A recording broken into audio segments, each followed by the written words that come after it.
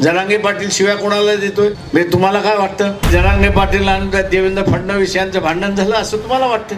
आंबेडकर साहेब म्हणू शकत नाहीत असं, पण मला असं वाटतं हे नकली भांडण आहे. आणि ते बी मी देवेंद्र फडणवीस साहेब एकत्र. नकली भांडण आहे तुमचं ठरवून. हा नकली व्हायना समजा, नकली म्हणजे एकत्र झालं त्याचा अर्थ. मग दाखवायचे दात एक म्हणजे आम्ही दोघं एकत्र.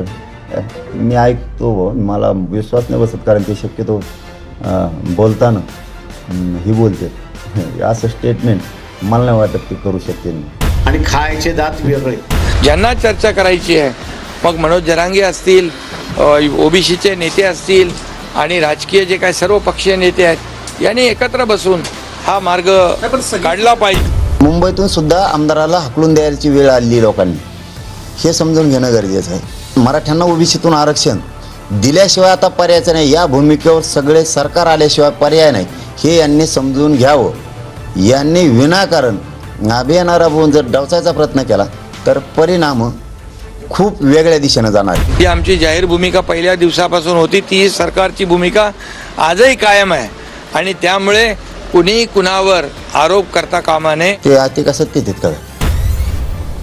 आंबेडकर साहेब सत्तेत नाही ना आम्ही नाही, आम्ही आमच्यातच चर्चा करून आमचेच गुताडागुतडी लावून द्यायची काय? मराठा आरक्षणाच्या प्रश्नावर मनोज जरांगे पाटील आणि देवेंद्र फडणवीस यांचे खायचे दात वेगळे आहेत आणि दाखवायचे दात वेगळे आहेत, असा आरोप वंचितचे प्रमुख प्रकाश आंबेडकर यांनी केलाय. भाजप कुठेही जरांगेच्या भूमिकेला विरोध करत नसून जरांगे आणि देवेंद्र फडणवीस यांच्यामध्ये सुरू असलेलं भांडण नकली असल्याचा दावाही त्यांनी केलाय. पंढरपुरात झालेल्या आरक्षण बचाव यात्रेत प्रकाश आंबेडकर यांनी हे वक्तव्य केलं.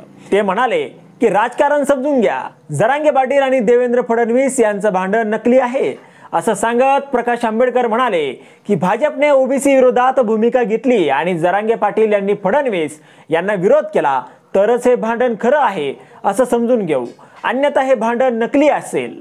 भाजपने जरांगे पाटील यांच्या मागणीला कधीच विरोध केला नाही असा दावा प्रकाश आंबेडकरांनी केलाय. ते म्हणाले की स्वतःला फसवून घेऊ नका, यांचे दाखवायचे आणि खायचे दात एक असेल तर मत मागायला या असे आता भाजपच्या लोकांनी सांगितलं पाहिजे.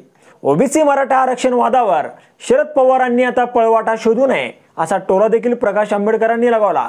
ते म्हणाले की शरद पवार हे एका पक्षाचे नेते आणि माजी मुख्यमंत्री राहिलेले असताना समाजहिताचे काम करताना धाडस दाखवा.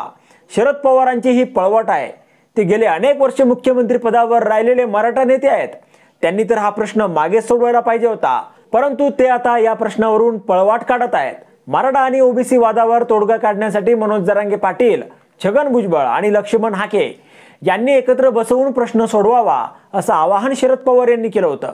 शरद पवारांनी केलेल्या या आवाहनावर प्रकाश आंबेडकर यांनी आता जोरदार टीका केली आहे. आंबेडकरांच्या या वक्तव्यावर आता मनोज जरांगे पाटील असं म्हणतात की खरंच आंबेडकरांनी असं वक्तव्य केलं का? मी आधी त्यांचा व्हिडिओ पाहतो आणि मग तुमच्याशी बोलतो असं ते पत्रकारांशी बोलताना म्हणाले. तर त्याच्यावर मुख्यमंत्री एकनाथ शिंदे यांनी जर वाटलं तर प्रकाश आंबेडकर आणि तुम्ही बसा, चर्चा करा, या विषयावर काही तोडगा निघतो का ते पहा. शिंदे असं म्हणताच मनोज जरांगे पाटील त्यांना म्हणाले की प्रकाश आंबेडकर हे काय सत्तेत आहेत का? आम्ही सत्तेतल्या माणसासोबत चर्चा करणार, तुम्ही आमच्यामध्ये भांडण लावून देऊ नका, नाहीतर परिणाम अवघड होईल. जरांगे पाटील एकनाथ शिंदे यांना असं म्हणाले. आता यावर तुम्हाला काय वाटतं? तुमचं मत कमेंट बॉक्समध्ये लिहायला विसरू नका. व्हिडिओ आवडला असेल तर जास्तीत जास्त शेअर करा. आणि आतापर्यंत मराठी जनता, आपण आपल्या या चॅनलला सबस्क्राईब जर केलेलं नसेल तर चॅनलला सबस्क्राईब करा.